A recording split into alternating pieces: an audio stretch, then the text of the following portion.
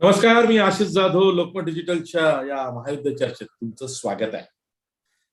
भारतात शेजारी नाही, पण भारतावर खूप काही परिणाम होणारे किंवा चीनच्या नंतर जवळ असलेले रशिया आणि युक्रेन हे जे दोन देश आहेत ते युद्धाच्या उंबरठ्यावरती येऊन ठोकलेले आहेत. काल रात्री रशियानं पूर्व युक्रेन मधल्या दोन बंडखोर राज्यांना राष्ट्र म्हणून मान्यता दिली.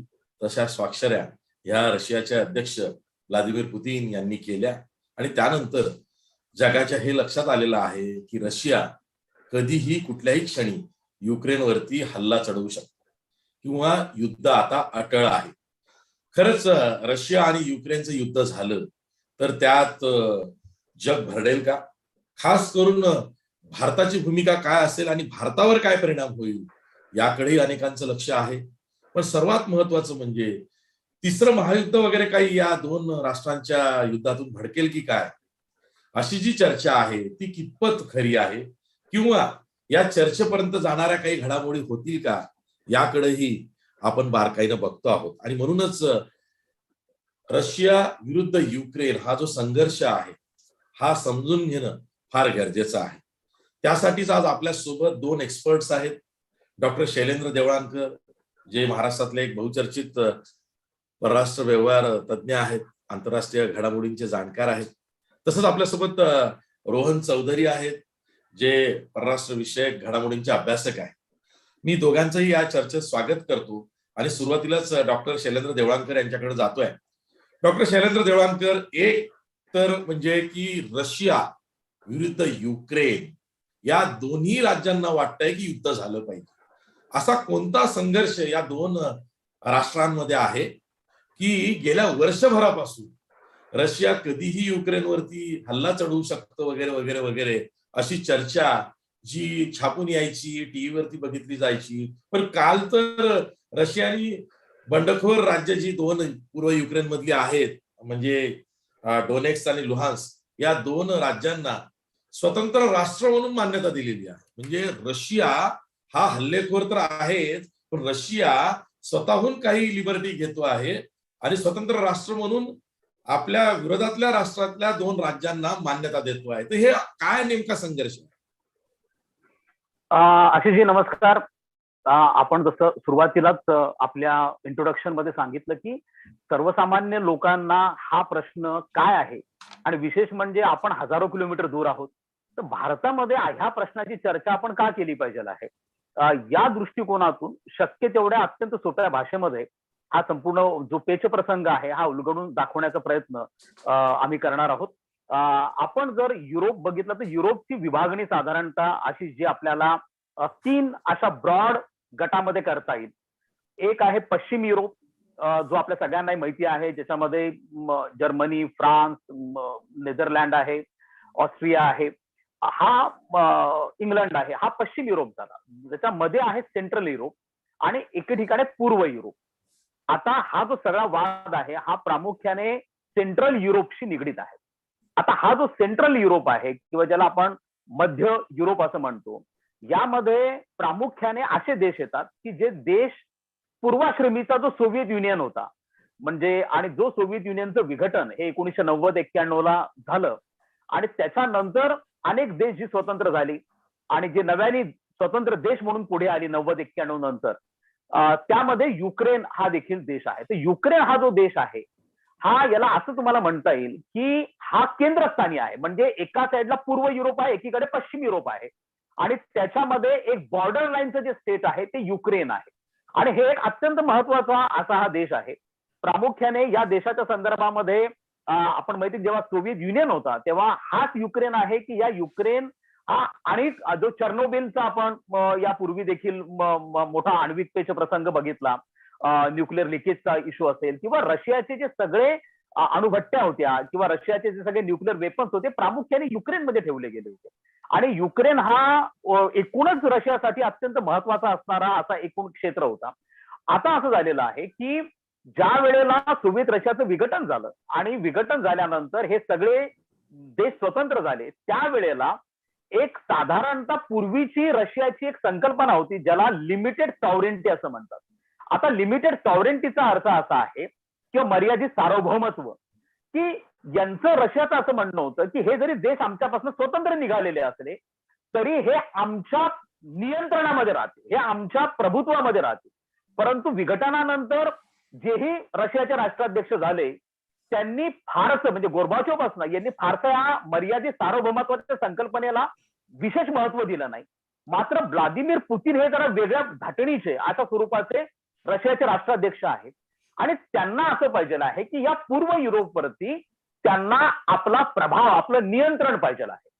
तर त्यामुळे या पूर्व युरोपच्या बाबतीमध्ये आता युक्रेनच्या बाबतीमध्ये असा जो पेचप्रसंग निर्माण झाला आहे की प्रामुख्याने मागणी रशियाची नेमकी काय आहे.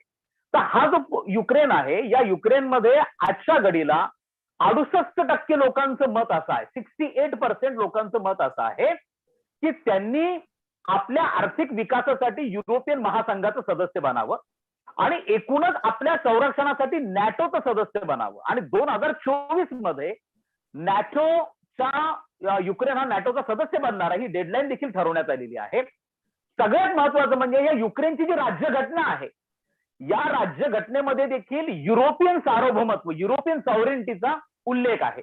आणि हा युक्रेन युरोपियन देशांबरोबर आपल्याला स्वतःला एकजूट करून घेईल या दृष्टिकोनातनं आता या युक्रेनचे प्रयत्न चाललेत. त्यामुळे एकीकडे नॅटो आणि युरोपियन महासंघ या युक्रेनला आपला सदस्य बनवून घेण्याच्या तयारीमध्ये आहे, तर एकीकडे रशियाचं म्हणणं आहे की हा जर युक्रेन नॅटोचा किंवा युरोपियन महासंघाचा सदस्य बनला तर ही नॅटो लष्करी संघटना जी शीतयुद्धाच्या काळापासून चालत आलेली आहे, खरं तर 1949 ला नॅटोचा जन्म झाला आणि ज्या ज्या लष्करी संघटना किंवा लष्करी करार हे शीतयुद्धाच्या काळात निर्माण झाले होते ते सगळे 90-91 नंतर संपले. म्हणजे मग तो अंजुस्क असेल, सिएटो सेंटो असतील, वॉर्सा अग्रीमेंट असतील, फक्त राहिले नॅटो. आणि आपण प्रामुख्याने लक्षात ठेवणं गरजेचं आहे की ह्या नॅटो संघटनेचा विस्तार हा आता पूर्व युरोपकडे व्हायला लागलाय, मध्य युरोपकडे व्हायला लागलाय, पश्चिम युरोपकडनं. ही प्रामुख्याने पश्चिम युरोपियन देशांची लष्करी संघटना आहे जिचं नेतृत्व अमेरिकेकडे आहे. आणि आता जर युक्रेन त्यांचा सदस्य बनला तर नॅटो ही रशियाच्या दारामध्ये येऊन थांबते आणि अमेरिका आणि नॅटो आपले क्षेपणास्त्र हे युक्रेनमध्ये तैनात करू शकतात. आणि त्याच्यानंतर काही मिनिटाच्या अंतरावरती मॉस्को आहे, हे एअर डिस्टन्स वरती एखादं क्षेपणास्त्र काही मिनिटांमध्ये अमेरिकेचं क्षेपणास्त्र मॉस्कोला डिस्ट्रॉय करू शकतं, अशा प्रकारची परिस्थिती निर्माण होईल. त्यामुळे कोणत्याही देशाला असं वाटणार नाही की नॅटो सारखी संघटना ही आपल्या दारात येऊन थांबावी. त्यामुळे हा जो वाद आहे हा अमेरिका पुरस्कृत नॅटो संघटना किंवा अमेरिका आणि रशिया या दोघांमध्ये सेंट्रल युरोपवरती, मध्य युरोपवरती नियंत्रण प्रस्थापित करण्याची स्पर्धा आहे. आणि खरं म्हणाल तर याच्यामध्ये पश्चिम युरोपीय देशांना फारसं स्वारस्य नाही आहे. पश्चिम युरोपीय देशांना रशिया बरोबर घनिष्ठ आर्थिक संबंध पाहिजे आहेत, व्यापारी संबंध पाहिजे आहेत. आणि आपल्या माहितीसाठी सांगतो की नुकतंच एक फार मोठी गॅस पाईपलाईन जिला नॉर्ड स्ट्रीम असं म्हणतात, या गॅस पाईपलाईनचं कन्स्ट्रक्शन पूर्ण झालं, जर्मनीमध्ये आणि रशियामध्ये आहे. आता केवळ त्याचं वितरण बाकी आहे आणि हे वितरण होऊनही अमेरिकेची इच्छा आहे. कारण जर ही पाईपलाईन यशस्वी झाली तर युरोपचे अनेक देश अशा प्रकारच्या गॅस पाईपलाईनची मागणी करू शकतात आणि रशियाचं मोठं एक एकीकरण हे पश्चिम युरोप बरोबर होऊ शकतं. आणि जर तसं झालं तर नॅटोला आपलं अस्तित्व टिकवण्यासाठी कारण मिळणार नाही. आता नॅटो बघा, अमेरिकेचं जर तुम्ही अगदी थोडक्यात मी तुमचा वेळ घेतो आणखीन एक मिनिटं, की अमेरिकेचं शीतयुद्धानंतरचं परराष्ट्र धोरण जे आहे त्यांना नॅटो टिकवून ठेवायचे. कारण नॅटो हे अमेरिकेच्या परराष्ट्र आणि संरक्षण धोरणाचं साधन आहे, अमेरिकेच्या वर्चस्वाचं साधन आहे. आणि जर त्यांना नॅटो टिकवायचे त्यांना खलनायक तयार करावा लागेल. कारण जर खलनायक नसेल तर नॅटो सारखी लष्करी संघटना टिकेल का बरं? कारण नॅटोच्या माध्यमातून अमेरिकेने आपले हजारो सैनिक युरोपमध्ये ठेवले, आपले क्षेपणास्त्र अण्वस्त्र युरोपमध्ये ठेवले. या युरोपियन देशांनी आपल्या छातीवरती अमेरिकन क्षेपणास्त्र ठेवलेत, अण्वस्त्र ठेवलेत. अमेरिका शेकडो किलोमीटर दूर आहे. जर संघर्ष झाला तर युरोपियन देश भाजले जाणार आहेत. पण अमेरिकेला वाटते की नॅटो टिकून राहावे. नॅटोला ऑलरेडी विरोध व्हायला सुरुवात झालेला आहे की नॅटोचं अस्तित्वच काय गरजेचं आहे. म्हणून अमेरिकेने शीतयुद्धानंतर सद्दाम हुसेनला खलनायक ठरवलं आणि इराकमध्ये नॅटो घुसली. त्यानंतर ओसामा बिन लादेनला खलनायक ठरवलं. त्यानंतर अफगाणिस्तानमध्ये नॅटो घुसली. मग इस्लामिक स्टेटला खलनायक ठरवलं. मग ते सिरिया इराकमध्ये घुसले आणि त्यांच्या विरुद्ध गेले. आता जर नॅटोला टिकवायचं असेल तर नवीन खलनायक पाहिजे आणि हा खलनायक रशिया आहे. पण जर रशियाचे पश्चिम युरोप बरोबर संबंध सुधारले तर खलनायक उरणारच नाहीये. त्यामुळे कोणत्याही परिस्थितीमध्ये असा तणाव हा कायमच राहायला पाहिजे आहे. आज युक्रेनवरनं आहे, उद्या बेलारुसवरनं निर्माण होऊ शकतो, उद्या आणखीन एखाद्या सेंट्रल युरोपमधल्या देशावरनं वाद होऊ शकतो. अमेरिकेला हा विस्तार करायचा आहे, रशियाला हा विस्तार नको आहे.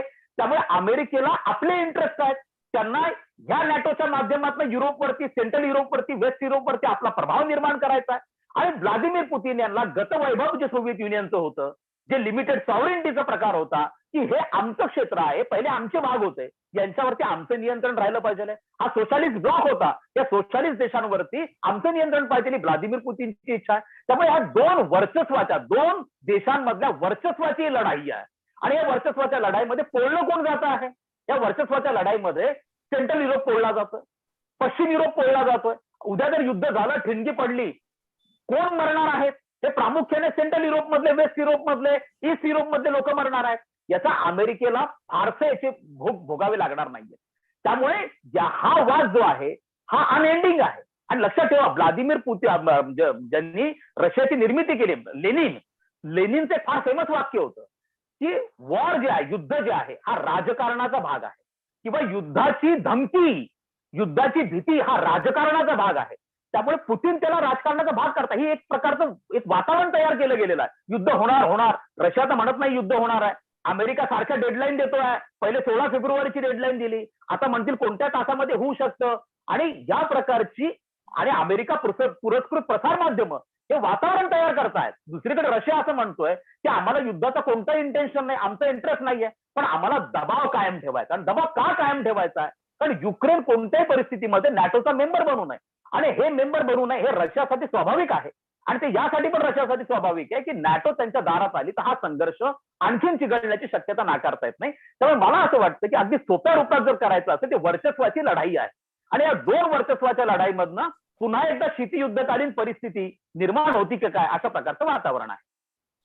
ओके, आपल्यासोबत रोहन चौधरी आहेत. रोहन चौधरी, युक्रेन रशिया संघर्ष समजलाय किंवा युक्रेनला हाताशी धरून अमेरिका रशियावरती दबाव आणू पाहत आहे. तर काल जी घडामोड घडली की दोन बंडखोर राज्य जी आहेत, जी रशियाला सामील आहेत, एक प्रकारे त्यांना स्वतंत्र राष्ट्र म्हणून रशियानं मान्यता दिली. आणि आज अमेरिकेचे राष्ट्राध्यक्ष जो बायडन यांनी या दोन्ही डोनेक्स आणि लुहान्स या दोन राज्यांना पुन्हा आर्थिक सँक्शन्स त्यांच्यावरती लादले, म्हणजे आर्थिक निर्बंध त्यांच्यावरती लादले आहेत. या दोन राज्यांना रशियानं परस्पर मान्यता देणे एवढं कारण पुरेसं होऊन हे युद्ध छेडलं जाऊ शकतं की नाही, हा म्यामावचा एकमेकांना घाबरवण्याचा किंवा एकमेकांची ताकद ओळखून फक्त आपलं प्रस्थ वाढवण्याचा किंवा शीतयुद्धच सुरू ठेवण्याचं आणि दोघांनी आपापले हे संबंध जपायचे अशा प्रकारचं काही वातावरण काही वर्ष राहील की नाही, युद्धाचा भडका उडू शकतो? आंतरराष्ट्रीय राजकारणात अशी सर ब्रिंकमनशिप नावाची एक टर्मिनॉलॉजी, ब्रिंकमनशिप, याच्यामध्ये एखादी युद्धजन्य परिस्थिती निर्माण करायची आणि त्याद्वारे एक आपलं बार्गेनिंग पॉवर निर्माण करायची आणि मग आपल्याला हवं ते हित साध्य करायचं. अशा प्रकारच्या राजकारणात म्हणजे जर पुतीन यांना सिनॉनिमस हा शब्द जर काय विचारला तर तो ब्रिंकमनशिप असा.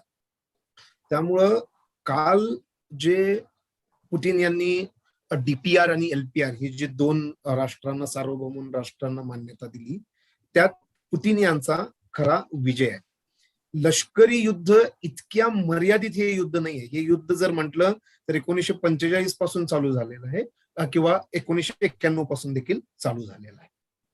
आता पुतीन यांचं टायमिंग बघा, राजकारणातलं सर्वात डोमेस्टिक असू दे इंटरनॅशनल पॉलिटिक्स मधलं जे टायमिंग आहे ते टायमिंग पुतीन यांनी किती व्यवस्थितपणे साध्य केलेलं आहे. म्हणजे आम्ही पहिल्या दिवसापासून आपण इतर चॅनलमध्ये होतो की आता आंतरराष्ट्रीय राजकारण हे ट्रान्झिशनल फेज मध्ये आहे. म्हणजे ज्याला आपण इंग्लिशमध्ये टेलस्पिन म्हणतो. म्हणजे जसं एखादं विमान भरकटलं तर ते खाली येताना कसं गटांगळ्या खात खात येतं ना, तसं आता जागतिक राजकारणाची अवस्था आहे. ती कशी आहे की आता अमेरिकेनं अफगाणिस्तानातून आपलं सैन्य बाहेर काढलं. याचा अर्थ असा होतो की इथून पुढं आम्ही ज्याला नेट सिक्युरिटी प्रोव्हायडर असं म्हणतो ते सिक्युरिटी प्रोव्हाइड करण्यासाठी सक्षम नाही आहोत असा संदेश त्यातून गेला. आणि 2001 ते 2021 ऑलमोस्ट पर्यंत अमेरिका अफगाणिस्तानात इन्व्हॉल्व होती. त्याचे काय डोमेस्टिक परिणाम झाले ते आता आपण बघत आहोत. आणि त्याच्यामुळं आता युक्रेनला अमेरिका पाठिंबा देणार नाही आणि दिला तरी तो फक्त शस्त्रास्त्रांच्या स्वरूपात असेल, तो खूप ऍक्च्युअल मिलिटरी किंवा ऍक्च्युअल इन्व्हॉल्वमेंट याच्यामध्ये नसेल. हा पुतीन यांचा एक पर्स्पेक्टिव्ह होता. दुसरा पर्स्पेक्टिव्ह चायनाच्या बाबतीत, म्हणजे आंतरराष्ट्रीय राजकारणातले संघर्ष आज कोण रोखू शकतं, तर अमेरिका रोखू शकतं, रशिया रोखू शकतं किंवा चायना रोखू शकतं. आता चायनाचं चाल खूप भारी आहे. तुम्ही बघा, संपूर्ण प्रकरणात चायना शांतपणे, चायना कुठे फार मोठं स्टेटमेंट वगैरे करण्याच्या भानगडीत पडलेलं नाही. याचं कारण एकदा आहे की एकदा रशियानं युक्रेनच्या 2 इंडिपेंडंट राष्ट्रांना मान्यता दिली की तो एक पॅटर्न सेट होईल. आणि मग चायनाच्या असं लक्षात येईल की रशियानं 2 सार्वभौम राष्ट्र घोषित केलेले आहे, त्याला अमेरिका, युरोपियन युनियन आणि बाकीचे जे जागतिक समुदाय आहेत, हे कुणीही त्याला रोखू शकलेलं नाहीये. अमेरिकेनं सँक्शन त्याच्यावर लादलेले आहेत, पण त्याचा कितपत इम्पॅक्ट होईल याच्याबद्दल मला शंका आहे, कारण रशिया त्याची जबाबदारी घेईल. आता हा पॅटर्न चायना तैवान आणि तिबेटमध्ये करेल का, हा पुढचा महत्वाचा प्रश्न आहे युक्रेनच्या अनुषंगाने. कारण ते लायसन्स मिळालेलं आहे, आता मोठ्या राष्ट्रांना लायसन्स मिळालेलं आहे की बाबा एकदा, मी तुम्हाला म्हणलं, ट्रान्झिशनल फेज आहे, ते हेलकावे खात आहे. त्यामुळं आता जी पॉसिटी निर्माण झालेली आहे जागतिक ताकदीची, जागतिक सामर्थ्याची, त्याचा फायदा आता हे राष्ट्र घ्यायला चालू करणार आहे अमेरिका. आणि हा सगळा परिपाक अमेरिका केंद्रित राजकारणाचा आहे. आजपर्यंत अमेरिकेनं जिथं जिथं इंटरफेरन्स केलेलं आहे, म्हणजे अगदी व्हिएतनाम पासून ते अफगाणिस्तान पर्यंत, तिथं तिथं हा प्रॉब्लेम निर्माण झालेला आहे. आता ही झाली पुतीन यांची बाजू, पण दुसरी युक्रेनची पण बाजू. म्हणजे तुम्ही बघा, युद्ध आपण म्हणतो ना, आम्ही आंतरराष्ट्रीय राजकारणातले उदारमतवादी स्कॉलर्स असं म्हणतो की आता युद्ध अप्रचलित झालेलं आहे, war is no more relevant असं आपण ज्याला म्हणतो. परंतु संघर्ष बघा तुम्ही, 1991 नंतरच्या जागतिक राजकारणात, इन्क्लुडिंग काश्मीर प्रश्न जर बघितला, तर 2 देशांमधले संघर्ष होत नाहीयेत, तर देशातले संघर्ष वाढत चाललेले आहेत. मग रशियाच्याच बाबतीत बघितलं तर जॉर्जिया आहे, चेचन्या आहे, युक्रेन आहे, 2014च्या बाबतीत आपण क्रायमिया बघितला. तर त्यामुळं अंतर्गत संघर्ष जे आता वाढलेले आहेत. आता युक्रेन आपल्याला क्लिअर कट 2 डिव्हिजन होतात, ईस्ट युक्रेन आणि वेस्टर्न युक्रेन. ईस्ट युक्रेनचं जर तुम्ही डेमोग्राफिक डाटा जर बघितला, तर रशियाला मानणारे किंवा रशियन लोक 5 युक्रेनियन पैकी 1 युक्रेनियन, 1 हा रशियन असतो. आणि ईस्टर्न साइड ही पूर्णपणे रशियाच्या ताब्यात आहे. वेस्टर्न साइड जिओग्राफिकली युरोपच्या प्रभावाखाली आहे. आणि 2014 सालचा जो युक्रेनचा पंतप्रधान होता, तो रशिया आणि त्या मानाने पुतीनच्या बाजूने होता. परंतु त्याच्यानंतर त्याच्या विरोधात उठाव झाला, त्याला जावं लागलं, आणि ह्या सगळ्यांमध्ये वेस्टर्न डॉमिनेटेड जे लोक आहेत त्यांनी मदत केली. म्हणजे अंतर्गत राजकारणात हस्तक्षेप करायचा आणि ज्यावेळी त्या राष्ट्राला युद्धसदृश्य परिस्थितीपर्यंत निर्माण आणायचं आणि मग आपण परत बाहेर पडायचं. आता अमेरिकेत डिबेट चालू आहे की अमेरिका तर इन्व्हॉल्व्ह होणारच नाही, 100% आहे, परंतु शस्त्रास्त्र मदत पण कशी द्यायची. कारण जर शस्त्रास्त्र मदत दिली तर याचा अर्थ असं होतो की आपण रशिया विरुद्ध प्रोवोक करतो, आणि जर नाही दिली तर मग अमेरिकेच्या एकंदरीत डॉमिनन्सचा तो प्रश्न पडणार आहे. त्यामुळे इथून पुढे हा जो पॅटर्न सेट होणार आहे की मोठी राष्ट्र छोट्या राष्ट्राला गिळंकृत करण्याचा आहे, तो युक्रेन प्रकरणाचा माझ्या दृष्टीनं फार मोठा धडा आहे. आणि तिसरा जो मुद्दा आहे की आता बघा, एस्पेशली गेल्या 5-6 वर्षात राष्ट्रवादी, अल्ट्रा राष्ट्रवादी, हेकेखोर, हुकुमशाही नेत्यांचा प्रभाव जगभरात वाढलेला दिसतो. म्हणजे अगदी नेपाळ सारख्या छोट्या देशांपासून ते ब्राझील पर्यंत, आणि आता रशिया आपल्याला माहिती आहे की 1991 साली केजीबीचा असणारा प्रमुख किती कॉन्स्टिट्यूशन मध्ये बदल करून 2036 पर्यंत त्यांचा रशियावर राज्य करण्याचा आहे. आणि आता कोरोना नंतर डोमेस्टिक परिस्थिती इतकी बिघडलेली आहे ना की तुम्ही जर रशियाचं इकॉनॉमी बघितली तर 2012 ते 2018च्या दरम्यान कमालीची त्यांच्यात आर्थिक समस्या निर्माण झाल्या. यातून जर बाहेर पडायचं असेल तर आपल्या सगळ्यांनाच माहिती आहे की युद्धासारखा सोपा उपाय कुठलाही नसतो. त्यामुळे मग युद्ध लादायची, युद्ध करायचं, एक राष्ट्रवाद आपल्यात निर्माण करायचा आणि आपली खुर्ची बळकट करायची, असा एक तिसरा एक पॅटर्न आपल्याला दिसतो. म्हणजे 3 पॅटर्न आपल्याला या युक्रेनच्या प्रकरणात दिसतात. एक अमेरिका विरहित जग, दुसरा मोठ्या राष्ट्रांकडून छोटी राष्ट्र गिळंकृत होण्याचे प्रकार, आणि तिसरा हुकुमशाही प्रवृत्ती वाढण्याचे प्रकार.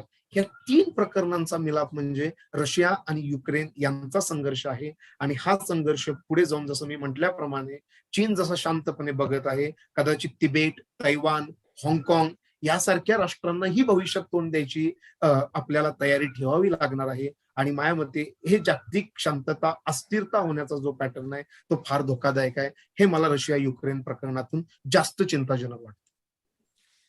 डॉक्टर शैलेंद्र देवाणकर, रशिया आणि युक्रेन विषयी सगळी पार्श्वभूमी कळली, युरोपमधलं राजकारण, त्यानंतर अमेरिकेचे हितसंबंध तिथे कसे गुंतलेले आहेत हेही कळलं. पण आज ज्या पद्धतीनं संयुक्त राष्ट्रांनी बैठक घेतली त्यामध्ये काही निर्णय झाला असेल तर त्याचा किती रिलेव्हन्स कालच्या घडामोडीला आहे आणि किती प्रभाव पडेल याविषयी शंका व्यक्त होते आहे. अमेरिकेने आज या दोन्ही डोनेक्स आणि लुहान्स्क या राष्ट्रांवरती जे रशियाने परस्पर घोषित केलेले आहेत त्यांच्यावरती आर्थिक निर्बंध लावले, तेही किती चालतील याविषयी शंका घेतली जाते आहे.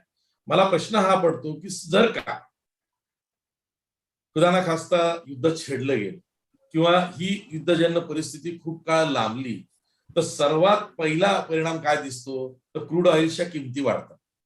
त्या इतरत्रही वाढल्या. सुदैवानं भारतात 5 राज्यांच्या निवडणुका आहेत, पण शेवटच्या चरणातलं म्हणजे टप्प्यातलं मतदान झाल्यावरती इथेही इंधनाच्या किमती वाढतील. ते म्हणजे अपेक्षित आहे. मला सांगायचं हे आहे की जगावरती काय परिणाम होऊ शकतो, एकूणच जगावरती, आपण नंतर भारतावर बोलू, पण जगावरती काय परिणाम होऊ शकतो म्हणजे तिन्ही चारही अंगाने, आर्थिक दृष्ट्याही, त्यानंतर भौगोलिक दृष्ट्याही आणि युद्धजन्य परिस्थितीचा जर का तिसरं महायुद्ध वगैरे असा विचार केला तर तसाही. अत्यंत उत्तम आपण प्रश्न अशी जी विचारला आहे. मी यासाठी म्हणतो की याचा ग्लोबली विचार करणं, जरी हा 2 देशांमधला आपण म्हणजे वरवर जरी आपल्याला 2 देशांमधला संघर्ष दिसत असला की हा युक्रेन आणि रशिया मधला संघर्ष आहे, याचे काय जागतिक परिणाम होणार, तर याचे जागतिक परिणामाच्या दृष्टिकोनातून जर आपण विचार केला तर आपल्याला प्रामुख्याने त्याचा उल्लेख आपण आता केलेला होता की एकतर बहुसंख्य देशांच्या ज्या अर्थव्यवस्था आहेत जगामध्ये या आता हळूहळू कोरोनाच्या महामारीच्या पेच प्रसंगामधनं बाहेर पडण्याचा प्रयत्न करतात. गेली 2 वर्ष झाले कोरोनानी ह्या अर्थव्यवस्थांना दिवाळखोरीच्या उंबरठ्यावरती नेऊन उभं केलं होतं. विशेष करून पश्चिम युरोप असेल, त्याचप्रमाणे लॅटिन अमेरिकेमधले असतील, आफ्रिकेतला असेल आणि इव्हन आशिया खंडातले देखील कम्पॅरेटिव्हली तुलनात्मक दृष्ट्या आशिया खंडातल्या अर्थव्यवस्था या बऱ्यापैकी काम करत आहेत. मग तो अगदी भारतापासून चीन, साऊथ कोरिया, जपान पर्यंत. नुकतंच जे वर्ल्ड बँक कडनं 2022 मध्ये जीडीपी ग्रोथ रेटचं जे प्रोजेक्शन दिलं गेलेलं आहे त्यामध्ये 3 ते 4% ऍव्हरेज अर्थव्यवस्था ह्या विकसित होतील अशा पद्धतीने सांगितलं गेलेलं आहे. आता मुद्दा असा आहे की ज्या वेळेला ह्या अर्थव्यवस्था कोरोनाच्या या महामारीतनं बाहेर पडण्याचा प्रयत्न करतायत तर स्वाभाविकपणे त्यांची जी ऑइलची डिमांड आहे, क्रूड ऑइलची डिमांड आहे, एकीकडे वाढती आहे. म्हणजे डिमांड साईड जी आहे ती वाढती आहे. आता हे जर युद्ध झालं तर या युद्धामधनं सप्लाय साईडचा जो क्रायसिस आहे तो होणार आहे. म्हणजे 2 ज्या साईड्स आपण म्हणतो या क्रूड मार्केटमधल्या, सप्लाय साईड आणि डिमांड साईड, तर ही जी सप्लाय साईड आहे हा क्रायसिस का निर्माण होणार आहे, तो ऑलरेडी झालेला आहे.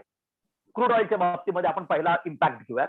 तो यासाठी पण आहे की रशिया हा सेकंड लार्जेस्ट प्रोड्युसर आहे क्रूड ऑइलचा आजच्या घडीला. दुसरा असा आहे की आज युरोपमध्ये, पश्चिम युरोपला जो लार्जेस्ट नॅचरल गॅस सप्लायर आहे तो रशिया आहे.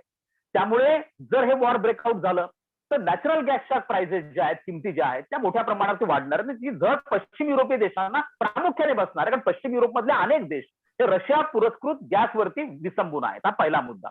दुसरा मुद्दा, जर आपण बघितलं की जसा हा क्रायसिस एस्केलेट म्हणजे व्हायला लागला किंवा वाढायला लागला साधारणतः महिन्याभरापासून, तर क्रूड ऑइलच्या प्राइसेस ज्या आहेत, म्हणजे विशेष करून ब्रेंट क्रूड ऑइल विषयी मी बोलेल कारण आपण ते इम्पोर्ट करतो म्हणून, तर त्याच्या किमती ज्या आहेत ह्या साधारणतः $17 ते $18 वाढल्या. आणि ह्या दर दिवशी कशा वाढतायत बघा. म्हणजे कालपर्यंत जी $93 प्रति बॅरल होतं, आज तो $100 क्रॉस झालेला आहे प्रति बॅरल. $100 क्रॉस होणं म्हणजे तुम्ही बघा की साधारणतः 2021 नंतर याच्यामध्ये बऱ्यापैकी एक ही वाढ न होण्यामध्ये एक बऱ्यापैकी ज्याला एक पॅटर्न होता आणि गेल्या अनेक महिन्यांमध्ये ही वाढ झालेली नव्हती. साधारणतः $73 ते $76 दरम्यान ब्रेंट क्रूड ऑइलच्या प्राइसेस होत्या, पण ज्या आता एस्केलेट होऊन $100 पेक्षा क्रॉस झालेल्या आहेत. आता लक्षात घ्या की आपण जर याचा विचार केला तर बरेचसे देश हे जसं वेस्ट एशिया म्हणजे मिडल ईस्ट कडनं, आखातामधनं आपलं ऑइल इम्पोर्ट करतात, त्याचप्रमाणे रशियाकडनं देखील ऑइल आणि नॅचरल गॅस इम्पोर्ट करणारे अनेक देश आहेत. हा पहिला मुद्दा झाला. दुसरा असा मुद्दा झाला की आपण भारताकडे आपण म्हणलं, आपण नंतर येऊयात त्या मुद्द्याकडे. दुसरा असा आहे की आता जर तुमच्या अर्थव्यवस्थांना गती पकडायची असेल, तुमचा जीडीपीचा ग्रोथ रेट तुम्हाला वाढवायचा असेल, तर तुमच्याकडचा सगळ्यात उत्तम मार्ग कोणता, की तुम्हाला तुमची एक्सपोर्ट ही वाढवावी लागणार आहे. जसं भारताच्या अर्थव्यवस्थेने साधारणतः आपण असं म्हणतो की या 2 वर्षांमध्ये आपण 300 अब्ज डॉलरच्या वस्तूंची निर्यात केलेली आहे. आता याच्यामुळे काय होणार आहे, की जर याच्यामध्ये पश्चिम Europe, central Europe, east Europe involve असतील, रशिया इन्व्हॉल्व्ह असेल, तर याच्यामध्ये जर अमेरिका इन्व्हॉल्व्ह होणार असेल, तर निश्चितपणे आंतरराष्ट्रीय व्यापारावरती याचे अत्यंत गंभीर नकारात्मक परिणाम होतील. जसं कोरोनाच्या काळामध्ये सगळ्यांनी आपापल्या अर्थव्यवस्था रेस्ट्रिक्ट करून घेतल्या होत्या, आंतरराष्ट्रीय व्यापार हा पूर्णपणे ठप्प झालेला होता. पुन्हा एकदा तशाच प्रकारचं परिणाम किंवा तशाच प्रकारची परिस्थिती निर्माण होण्याची शक्यता नाकारता येत नाही. कारण याचे ग्लोबल इम्पॅक्ट म्हणून स्टॉक मार्केटवर याचा इम्पॅक्ट आपण बघतो. त्याचप्रमाणे क्रूड ऑइल प्राइसेसवर त्याचा इम्पॅक्ट आपल्याला दिसायला लागलेला आहे. त्याचप्रमाणे सोन्याच्या किमतीवरती देखील याचा इम्पॅक्ट हा पडण्याची शक्यता आपल्याला नाकारता येत नाही. त्यामुळे ज्या देशांचा व्यापार हा प्रामुख्याने युरोप बरोबर आहे, ज्या देशांचा व्यापार हा प्रामुख्याने अमेरिका आणि रशिया बरोबर आहे, अशा देशांना याची फार मोठी किंमत ही चुकवावी लागणार आहे. दुसरं असं आहे की ह्या मोठे जे पॉवर्स याच्यामध्ये इन्व्हॉल्ड आहेत, त्यांच्यावरती डिपेंडंट असणारे जे स्मॉल पॉवर्स आहेत, छोटे देश आहेत, या देशांना देखील याची फार मोठी झळ ही सहन करावी लागू शकते. त्यामुळे मला असं वाटतं की याचा ग्लोबल इम्पॅक्ट हा इंटरनॅशनल ट्रेड म्हणजे आंतरराष्ट्रीय व्यापाराच्या दृष्टिकोनातून होणार आहे, क्रूड ऑइल प्राइसेसच्या दृष्टिकोनातून होणार आहे, नॅचरल गॅसच्या प्राइसेसच्या दृष्टिकोनातून होणार आहे. त्याचप्रमाणे सोन्याच्या किमतीच्या दृष्टिकोनातून देखील याचा परिणाम हा प्रामुख्याने आपल्याला पाहायला मिळेल. त्यामुळे अशा प्रकारचं युद्ध होऊ नये हीच अपेक्षा सगळेजण व्यक्त करतात आणि तशाच पद्धतीने व्हावं. म्हणजे नुकतंच फ्रान्सने अमेरिका आणि रशिया यांच्यामध्ये मध्यस्थी करण्याचं एक प्रस्ताव हा ठेवलेला आहे आणि व्लादिमीर पुतीन स्वतः म्हणलेले आहेत की आम्हाला बायडन बरोबर कोणत्या परिस्थितीमध्ये जरी युद्धाचा प्रसंग आला तरी आम्ही चर्चा करायला तयार आहोत. परंतु त्याच्यामध्ये अनेक इफ्स आणि बट्स आहेत, अनेक कंडिशन टाकल्या गेलेल्या आहेत. म्हणजे युक्रेननी रायटिंग मध्ये द्यावं की त्यांनी कोण असे नॅटोला जॉईन होणार नाहीत, किंवा अमेरिकेने रायटिंग मध्ये कमिट करावं की नॅटो हा ईस्टर्न साइडला एक्सपांड होणार नाही. त्यामुळे याच्यातलं कितपत काही महत्वाचं सबस्टॅन्टिव्ह असं बाहेर येईल हे जरी आतापर्यंत आपल्याला सांगणं कठीण असलं तरी त्याच्यातनं एक आशेचा किरण निघालाय असं आपण म्हणू शकतो. ठीक आहे. रोहन चौधरी, पुन्हा तोच मुद्दा आहे की जेव्हा मोठे देश हे 3 देश आहेत, रशिया, चीन आणि अमेरिका. आज अमेरिका रशियाच्या विरोधात आहे युक्रेनच्या माध्यमातून, चीन बोलत नाही. पण उद्या जर का अशी परिस्थिती आली की चीन हा तसाही अमेरिकेच्या विरोधात आहे, तर तो रशिया सोबत आला, अमेरिका नाटो वेगळे झाले, तर अशा वेळेस भारतासारख्या देशाची तर फार पंचायत होईल. ऑडिओ म्यूट आहे. Absolutely absolutely. फक्त तुमचा प्रश्न उत्तर देण्याच्या आधी मी देवळणकर सरांशी सहमत आहे की सैद्धांतिक लेवलला आर्थिक राष्ट्रवादाकडे आपण जाऊ का, अशी एक भीती त्यातून आपल्याला निर्माण होईल. कारण आत्मनिर्भर, अमेरिका फर्स्ट, चायनीज ह्युमिलायझेशन या ज्या सगळ्या गोष्टी आहेत त्या जरा 2010 नंतर एस्पेशली ब्रेक्झिट जे प्रकरण झालेलं आहे त्याच्यातनं जगाची विभागणी 2 गटात होईल बघा कशी. एक ग्लोबलायझेशन पासून फायदा होणारे घटक आणि दुसरा ग्लोबलायझेशनचा नुसताच फायदा घेणारे. म्हणजे काय होईल की युरोप आणि अमेरिका यांच्यात ग्लोबलायझेशन पूर्वपरच आलेलं आहे, त्यामुळे आज ते आहेरे वर्गात आहे. परंतु चायना मी त्यात धरेल ना, दुसऱ्या घटक चायना, भारत ह्यासारखी जे किंवा दक्षिण आफ्रिका, ब्राझील, ऑस्ट्रेलिया, जपान यासारखी राष्ट्र जी आहेत काही प्रमाणात ते नाहिरे वर्गात आहेत. कारण त्यांना ग्लोबलायझेशनची फळं आत्ता मिळायला चालू झालेली आहे. कारण आत्ता कुठं आशियात संपन्नता यायला लागलेली आहे. मग जपान असो किंवा चायना असो किंवा भारत असो किंवा ऑस्ट्रेलिया असो, तर याची विभागणी ग्लोबलायझेशन आणि अँटी ग्लोबलायझेशन अशा 2 ह्याच्यात होईल आणि तिथून संकुचित आर्थिक राष्ट्रवादाची आपल्याला वाढ होताना दिसेल. त्यामुळे ह्या महागाई जर वाढली किंवा हे जर युद्ध झाले तर त्यातनं एक धोका आहे. आता तुमच्या प्रश्नाचं उत्तर, भारताच्या समोरची परिस्थिती अवघड आहे का किंवा ती गुंतागुंताची आहे, तर डेफिनेटली आहे. त्याला मी एक टायटल देतो, मी त्याला असं म्हणतो की नव्या भारताचा नवा अलिप्ततावाद.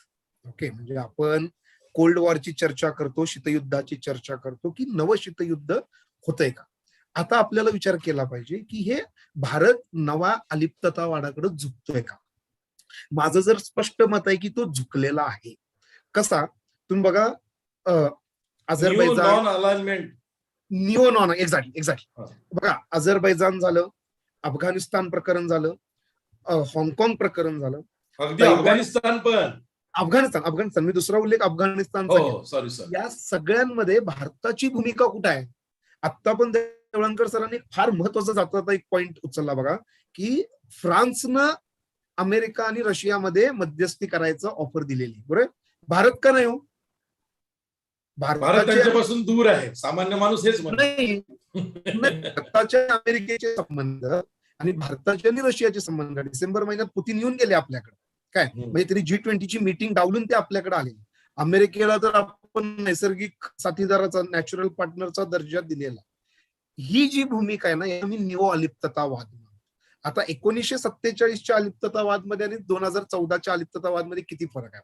त्यावेळी आपण नुकताच स्वतंत्र झालेलो, युद्धाला सामोरं गेलेलो, 150 वर्षाचं कॉलोनियल आपल्याकडे हिस्ट्री, रोजगारी, काही एक कोणता प्रॉब्लेम नसावा की आपण तो फेस केला नाही. राष्ट्रबांधणीची प्रक्रिया त्यातून नॅचरल होतं की बाबा आपण नॉन अलाइनमेंटचा पुरस्कार. तेव्हा पीआरची गरज होती, आता पीआरची गरज नाही. हा, एक्झॅक्ट. तर आता बघा, आता आपल्याकडे सगळं आहे. म्हणजे जगातली 3 नंबरची इकॉनॉमी आहे, मिलिटरी चांगली आहे, मिडल क्लास इथं वाढलेला आहे, युथ पॉप्युलेशन आहे, सो कॉल्ड स्ट्रॉंग नेतृत्व आहे, पॉलिटिकल स्टॅबिलिटी आहे, मॅन्डेट आहे, लेजिटिमसी आहे. इतकं सगळं असून देखील आपण हा अलिप्ततावाद स्वीकारावा आपल्याला लागलेला आहे. ते आपल्या परराष्ट्र धोरणाचं गेल्या 8 वर्षातलं खूप मोठं अपयश आहे. भारत जागतिक राजकारणात निर्णायक भूमिका घेऊ शकत नाही, हा मेसेज वारंवार जातोय. तो अगदी अफगाणिस्तान पासून चालू झालेला आहे, तो आतापर्यंत आपल्याकडे येऊन पोहोचतोय. उद्या मी तुम्हाला जसं मगाशी सांगितलं तसं तैवान आणि तिबेट आल्यानंतर तर काय होणार आहे, हा फार महत्वाचा मुद्दा आहे. म्हणजे मी काही भविष्य करणारा कोण नाहीये, परंतु जे पॅटर्न दिसतात ते पॅटर्न इतके आपल्या जवळचे आहेत. म्हणून युक्रेनचा हा जो काही संघर्ष आहे, रशिया युक्रेन, त्याचा इतका मोठा आपल्यावर इम्पॅक्ट होणार आहे आणि तो परराष्ट्र धोरणाच्या एकंदरीत निर्णयाच्या बाबतीत पण आपल्याला काही फेरविचार करावा लागणार आहे. म्हणजे अमेरिकेबरोबरची दोस्ती आपल्याला इथून पुढे आपलं नॅशनल इंटरेस्ट सर्व्ह करणार आहे का, किंवा आपण आतापर्यंत चायनाला एकट्यालाच टीका करतो की बाबा चायना हे इंटरनॅशनल नॉर्म्स आणि रूल्सचा अवहेलना करते. मग आता रशियानं केलं ते काय केलं? मग आपल्याला इंटरेस्ट महत्वाचा असणार आहे का व्हॅल्यू महत्वाची असणार आहे?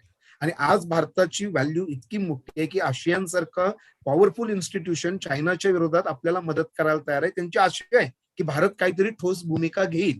मग 2014 सालचा जो न्यू भारत आपण जो प्रोजेक्ट केलेला आहे, जो आपण लोकांसमोर मांडलेला आहे, तो भारत नेमका काय आहे हे परराष्ट्र धोरणातनं कुठंच दिसत नाही आपल्याला. आपण, तुम्हाला माहितीये का, आपण परवा जी या पहिल्या आठवड्यात जी युनायटेड नेशन मध्ये बैठक झाली त्या बैठकीमध्ये आपण ऍब्स्टेन होतो. ह्या अशा ज्या गोष्टी आहेत ना, त्याचा भारताला फार मोठा परिणाम होणार आहे. भारताची सर्वात मोठी ताकद काय असेल तर ते इथले लोक आहे, इथलं जनमानस आहे, इथली लोकशाही आहे, इथलं जे मल्टी कल्चरल सोसायटी आहे ती आहे. त्याचा उपयोग आपण सॉफ्ट पॉवर म्हणून करणार आहोत का? कारण आता आपल्यापर्यंत अमेरिकेची बाजू येते, आपल्याकडे रशियाची बाजू येते, परंतु आपल्याला भारताची ही बाजू ज्याची आत्ता जगाला आवश्यकता आहे खरी म्हणजे. आज परराष्ट्र मंत्री सोडले तर पंतप्रधानांचं इतक्या मोठ्या याच्यावर कोणत्याही प्रकारचं स्टेटमेंट नाही. इनफॅक्ट पंतप्रधानांनी ऑफर द्यायला पाहिजे होती की मी तुमच्यात मध्यस्थी करतो. संधीला आपण आलिंगन दिलं पाहिजे, व्यक्तीला आलिंगन देण्यापेक्षा. ते कुठंतरी थोडंफार मिस होतंय आणि त्याच्या बाबत आपण काय भूमिका घेणार आहोत. कारण काय होतं, युद्ध होईल, याला शस्त्रास्त्र पुरवठा होईल, त्याला शस्त्रास्त्र, त्यातून महागाई वाढेल. काही लोक अशी म्हणतात की युद्ध झालं की मार्केट वरती येतं, कारण खूप मोठं हे सगळं होत राहील. नाही, स्टॉक मार्केट खाली गेलंय, आजही आता खाली आलेलं आहे. परंतु काही डिफेन्स इकॉनॉमिस्ट असं मानतात की युद्धानंतर आर्थिक बाजू कधी कधी वर पण जाते, ते त्या दृष्टीने पण असतं. परंतु हा जो निर्णय प्रक्रियेतला विलंब आहे किंवा नव्या भारताचा हा जो नवा अलिप्ततावाद आहे, त्याला आपण कशा पद्धतीनं डील करणार आहोत, हा माझ्यासमोरचा सर्वात मोठा या निमित्तानं प्रश्न आहे. तुम्ही बोलताना खूप चांगला मुद्दा काढला आणि मला त्याविषयी शरद देवळणकरांना बोलतं करायचं आहे. बघा, योगायोग कसा आहे की डोनाल्ड ट्रम्प आज एकाएकी सोशल मीडियावरती ऍक्टिव्ह झालेले आहेत. अशा पद्धतीने ऍक्टिव्ह झालेले आहेत की त्यांना पुन्हा वेध लागलेले आहेत की मी पुन्हा अमेरिकेचा राष्ट्राध्यक्ष होऊ शकतो. अशा पद्धतीनं ते ऍक्टिव्ह झालेले आहेत. म्हणजे त्यांनीच खरं तर अमेरिका फर्स्ट हे कॉइन केलं होतं. आणि जो बायडन स्वतः फार काही वेगळं करतायत डोनाल्ड ट्रम्प पेक्षा, असं मला तरी दिसलेलं नाहीये. तुम्हाला जास्त कळतं, तुम्हाला जास्त दिसत असेल. हा योगायोग आहे का नक्कीच, की डोनाल्ड ट्रम्प एकाएकी सोशल मीडियावरती पुन्हा ऍक्टिव्ह होणे, पुन्हा त्यांना तसे वेध लागणे की नाही मी पुन्हा पुढच्या निवडणुकीत पुन्हा येईल. येस, शैलेंद्र देवळांकर. पण नाही, मला असं वाटतं की डोनाल्ड ट्रम्प यांना असे स्वप्न खूपदा यापूर्वी पण पडलेले आहेत. म्हणजे हा अत्यंत युनिक अशा स्वरूपाचा राष्ट्राध्यक्ष म्हणजे संपूर्ण अमेरिकेच्या इतिहासामधला आहे. म्हणजे अनेकदा तर आम्ही असंही म्हणायचो की त्यांना रात्रीची स्वप्न पडतात, ते सकाळी ट्विट करतात आणि ते ट्विट करूनच तशा पद्धतीचे ते निर्णय घेतात. अशा पद्धतीचा ज्याला आपण अगदी इसेंट्रिक अशा स्वरूपाचा स्वभाव असणारा व्यक्ती आहे. आणि त्यांनी हे अनेकदा वारंवार त्यांची इच्छा बोलून दाखवलेली आहे. जे शेवटी ते आपली खुर्ची पण सोडायला तयार नव्हते. आणि आता एक मुद्दा मात्र आपण फार महत्वाचा या निमित्ताने अशी ज्याला आपण हात घातला तो म्हणजे बायडननी डोनाल्ड ट्रम्प यांच्यावरती सातत्याने टीका करून आणि डोनाल्ड ट्रम्पच्या प्रत्येक धोरणांचा विरोध करून जे सत्तेवरती आले. आणि जेव्हा अपेक्षा अशी होती की आता एक फार वेगळा अमेरिका, डोनाल्ड ट्रम्प पेक्षा वेगळा अमेरिका हा जगाला दिसेल, परंतु बायडन हे जसं आपण म्हणालात ऑलमोस्ट 99% हे ट्रम्पच्या पॉलिसीज पुढे घेऊन जात आहेत. म्हणजे केवळ चायनाच्या संदर्भातल्या नाही आहेत त्या, किंबहुना ते 2 पावलं ट्रम्पच्या पुढे आहेत. म्हणजे ट्रम्पने कदाचित अफगाणिस्तानमधनं सैन्य माघारी घेण्याचा निर्णय बोलतात ते, पण त्यांनी केला नसता. काहीतरी निदान काही सैन्य तिने ठेवलं असतं तिथं, पण बायडेन त्याच्या पुढे गेलेले आहेत. चायनाचा विषय असेल, मेक्सिकन वॉलच्या संदर्भात असेल, इराणच्या संदर्भामध्ये असेल, त्यांच्या प्रत्येक पॉलिसीज हे कंटिन्युएशन ऑफ ट्रम्प पॉलिसीज या स्वरूपामधनं अजूनही काही वेगळं या संदर्भामध्ये प्रामुख्याने दिसून येत नाहीये. आता फक्त एक मुद्दा जो ज्याचा उल्लेख आता रोहनजींकडनं पण झालेला आहे आणि यामध्ये की हा पेच प्रसंग अशा वेळेला आलेला आहे ज्या वेळेला भारताचा चीन बरोबरचा जो पेच प्रसंग आहे किंवा संघर्ष आहे हा अत्यंत तीव्र झालेला आहे. म्हणजे आपण बघतो गेल्या 2 वर्षांपासून गलवानच्या नंतर आज चायना प्रत्येक क्षणाला भारताला प्रोव्होक करण्याचा प्रयत्न करतोय. म्हणजे अगदी तुमच्या बीजिंगमध्ये नुकत्याच पार पडलेल्या विंटर ऑलिम्पिक्स पासून आपण ज्याच्यामध्ये भारताला डिवसण्याचा प्रयत्न असेल किंवा फार अगदी भारतातल्या विलेजेसच्या नावं बदलण्यापासून अरुणाचल प्रदेशला साऊथ तिबेट म्हणून घोषित करण्यापर्यंत अनेक मुद्दे चीनकडनं होत आहेत. एक मुद्दा तुम्हाला तो दिसतो, दुसरीकडे भारताची जी डिपेंडन्सी आहे आर्म्सच्या बाबतीमध्ये ही पुन्हा एकदा जगापुढे आलेली आहे की आपल्याला कळून घेतलेलं आहे. आणि गलवानच्या काळामध्ये सुद्धा त्या पेच प्रसंगात केंद्रीय संरक्षण मंत्री राजनाथ सिंग हे 2दा रशियाच्या दौऱ्यावरती जाऊन आलेले होते. म्हणजे आजही भारत त्यांनी किती डायव्हर्सिफिकेशन की विविधता आपल्या आर्म्स इम्पोर्ट मध्ये आणलेली असली, आपण इस्रायलकडनं, अमेरिकेकडनं, फ्रान्सकडनं जरी आर्म्स इम्पोर्ट करत असलो तरी अजूनही रशियाशिवाय आपल्याला पर्याय नाही आहे. ही गोष्ट पुन्हा एकदा अनेक बाबतीमध्ये अधोरेखित झालेली आहे. दुसरा असा आहे की रशिया बरोबरच्या आपल्या अनेक जॉईंट प्रोजेक्ट आहेत. आता मुद्दा याच्यामध्ये एक असा येतो की भारताची इन्व्हॉल्वमेंट का नाही या सगळ्या प्रकरणामध्ये. मी अगदी थोडक्यात त्याच्यामध्ये एक क्लॅरिफिकेशन भारताची भूमिका फॉर एक्झाम्पल कसं घ्या हा याच्यामध्ये. तर आता हा मुद्दा यासाठी पण महत्वाचा आहे आपल्याला की भारताने याच्यामध्ये जसं आता रोहनजी साहेब नवा अलिप्तता वाद या संदर्भामध्ये दिसून येतो की आपण अबस्टेंट राहणं असेल, यामधला मुख्य मुद्दा आपल्याला हाच आहे की हा वाद जो आहे म्हणजे आज एक केंद्रीय संरक्षण मंत्र्यांचं स्टेटमेंट आलेलं आहे, मीनाक्षी लेखींचं स्टेटमेंट आलेलं आहे या बाबतीमध्ये केंद्रीय राज्यमंत्री एक्सटर्नल अफेअर्सच्या, की आम्हाला हा शांततेने याच्यातनं तोडगा निघावा ही भारताची यामधली इच्छा आहे.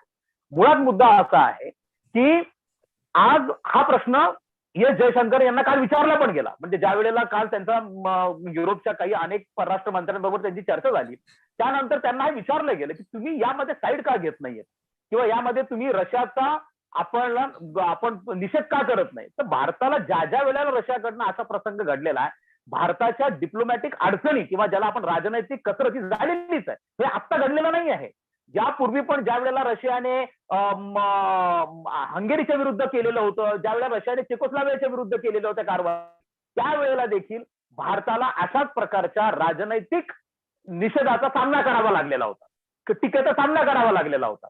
त्यामुळे हे पण आपण विसरून चालणार नाही. म्हणजे ज्या वेळेला सुद्धा आपण असं बघतो की अनेकदा पंडित जवाहरलाल नेहरूंनी अमेरिकेवरती अगदी ओपनली क्रिटिसाइज केलेलं होतं, परंतु ज्या वेळेला हंगेरीमध्ये रशियाचं तत्कालीन सोव्हिएत युनियनचं इंटरव्हेन्शन झालं त्यावेळेला देखील आपल्याला अत्यंत डिप्लोमॅटिक भूमिका घ्यावी लागली. आपण रशियाला टीका करणं हे अजूनही टाळतो कारण त्याची आपली डिपेंडन्सी, आपली मैत्री आहे.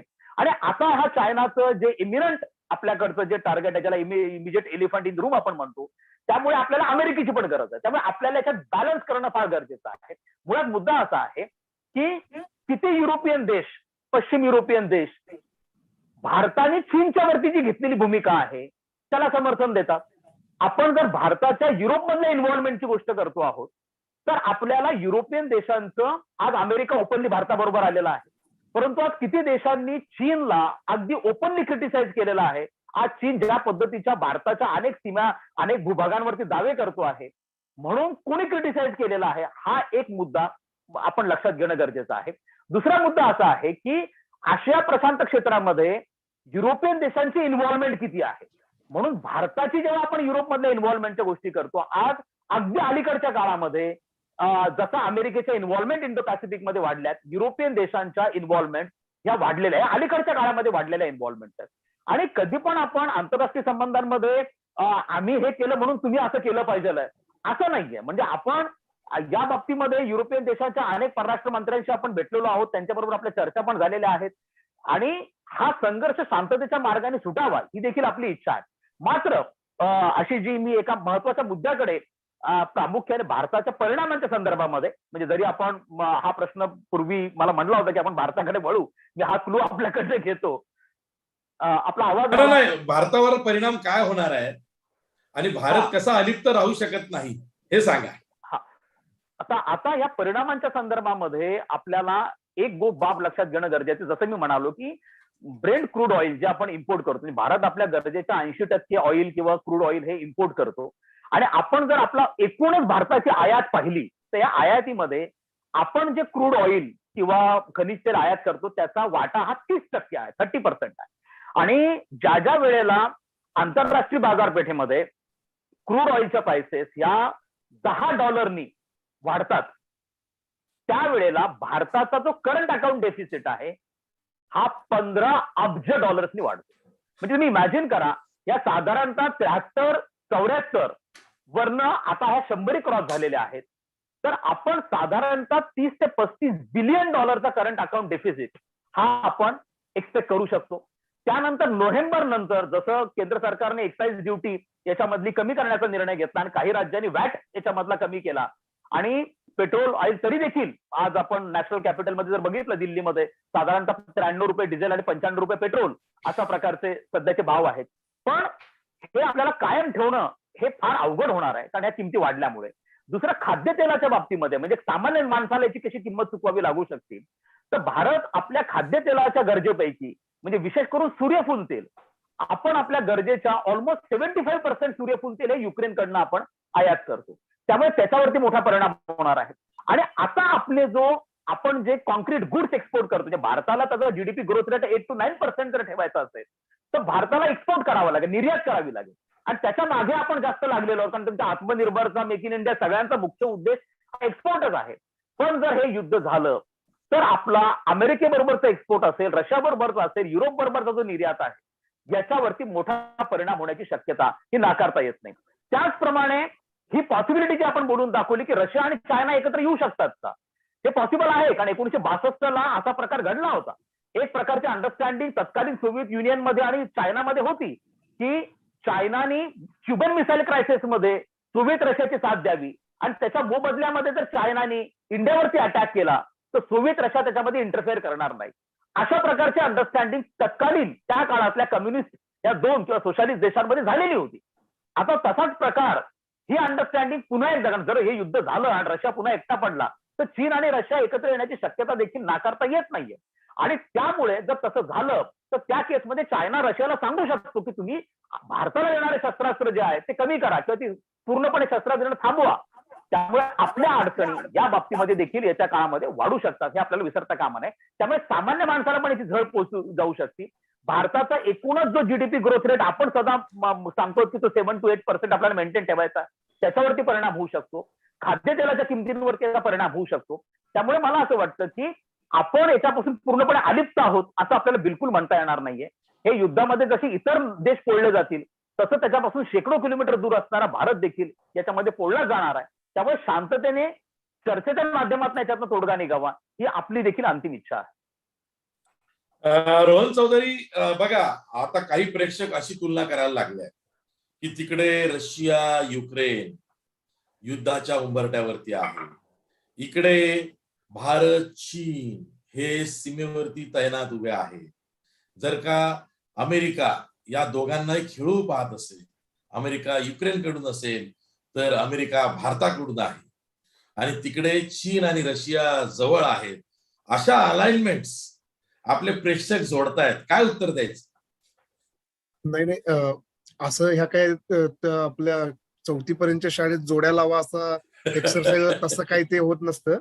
आणि अंतिमतः हित, राष्ट्रीय हित जे आहे ते म्हणजे एका महत्त्वाचं प्रेक्षकाला असतं. तर असं वाटतंय की नाही, भारत तुम्हाला चीन झालं तर अमेरिका भारताच्या बाजूने येईल, नाही, आणि तिकडे रशिया युक्रेन झालं तर अमेरिका युक्रेनच्या बाजूने जाईल. अमेरिका हिताच्या बाजूने राहील. आणि 2012 साली तुम्हाला सांगतो, आपण ज्या ओबामांचा फार आदरानं उल्लेख करतो, तेव्हा G20 ऐकले, G27 ऐकले, 77, परंतु ओबामांनी G2 नावाची कन्सेप्ट मांडली. हे G2 म्हणजे कोण माहिती आशिष सर? अमेरिका आणि चायना या दोघांनी एकत्र यायचा, डायलॉग करायचा आणि हे जायचं. आणि दुसरं एक अमेरिकेच्या बाबतीतलं कौतुक म्हणा, त्यांच्या बाबतीत कसं असतं, ते कुणाशीही बोलायला हा. हितावर पण मला एक शेवटचा फार महत्वाचा मुद्दा यात युक्रेन प्रकरणानं अजून 1-2 मिनिटात मला फक्त द्या. 1991 साली जेव्हा अमेरिकेची मोनोपॉली जागतिक राजकारणात सुरुवात झाली, त्यावेळी एक पुस्तक बाजारात आलं. त्या पुस्तकाचं नाव होतं क्लॅश ऑफ सिव्हिलायझेशन, आणि ते पुस्तक सॅम्युअल हंटिंग्टन यांनी लिहिलं होतं. त्या पुस्तकाची बेसिक मांडणी अशी होती की इथून पुढचे युद्ध हे 2 राष्ट्रात नसणार आहे, तर 2 सिव्हिलायझेशन मध्ये असणार आहे. आणि त्यांचा जो रोख होता तो Islamic civilisation versus Christian civilisation असा. आणि त्याच्या पुढे जाऊन त्यांनी एक थेअरी मांडलेली की Islam and democracy can't go together. इस्लाम आणि लोकशाही एकत्र नांदू शकत. आणि त्याचा फायदा घेऊन अक्षरशः इस्लामिक कंट्रीजना अक्षरशः विलन ठरवलं गेलं. म्हणजे आजही तुम्ही इराक, इराण, सिरिया, लिबिया यांची नावं ऐकली की तुम्हाला वाटतं की हे हुकुमशाही आहेत आणि हे आंतरराष्ट्रीय आतंकवादी, शांतता, सुरक्षेला फार प्रॉब्लेमॅटिक आहे. परंतु आता युक्रेन आणि रशिया तर हा 2 ख्रिश्चन बहुल देशांतला आहे. मग अमेरिकन पाश्चिमात्य विचारवंतांची जी थेअरी होती, जी इस्लामिक राष्ट्रांच्या विरोधात होती, इस्लामला विलन ठरवायची होती, त्याचं काय झालं ह्या अनुषंगानं पण ते विचार करायला लागणार आहे. कारण आपल्याकडं जो इस्लाम फोबिया वाढलेला आहे, जो नॉम चॉम्स्की आता म्हणले की भारतात इस्लाम फोबिया वाढलेला आहे, त्याला कुठेतरी ट्रिगर पॉइंट हा अमेरिकेत आहे की बाबा इस्लाम ह्या जगाच्या शांततेला सुरक्षा आहे. मग युक्रेन इस्लाम नाहीये, रशिया इस्लाम नाही, मात्र जागतिक शांतता सुरक्षेला धोका निर्माण कोण करते, हा प्रश्न पण आता आपल्याला युक्रेनच्या निमित्तानं विचारावा लागेल. ठीक आहे. शेवटचा प्रश्न पुन्हा प्रेक्षकांच्या आग्रहाखातर, युद्धाचा भडका कधी उडू शकतो, किंवा ही युद्धजन्य परिस्थिती आणखी किती काळ अशीच राहू शकते? नेमकी उत्तरं काय आहेत? शैलेंद्र देवळणकर. मला असं वाटतं आशिष जी की याच्यामध्ये प्रत्यक्ष युद्ध कर रशियाकडनं युक्रेनवरती कारवाई वगैरे असा प्रकार होणार नाहीये. परंतु काल ज्या 2 प्रांतांना रशियाने स्वतंत्र देश म्हणून मान्यता दिलेली आहे, विशेष करून डॉनेक्स जे आहे तर त्याच्यामध्ये आणि युक्रेनमध्ये सध्या चकमकी या ऑलरेडी सुरू झालेल्या आहेत. युक्रेनकडनं काही बॉम्बशेल्स हे काही टाकले गेले आहेत डॉनेक्स वरती, अशा स्वरूपाचे आरोप प्रत्यारोप होत आहेत. याच्यामध्ये प्रत्यक्ष युद्ध होणार नाहीये, परंतु जे रशिया पुरस्कृत समर्थक आहेत किंवा बंडखोर आहेत ते आणि युक्रेन चे जे त्याचे समर्थक आहेत, या दोघांमधल्या चकमकी, प्रॉक्सी वॉर ज्याला आपण म्हणतो, छुप युद्ध जे प्रॉक्सी वॉर आहेत, तसं प्रॉक्सी वॉर हे चालू आहे, ते 2014 पासून चालू होतं. परंतु हा एक पद्धतीचा प्रेशर टॅक्टिक्स आहे.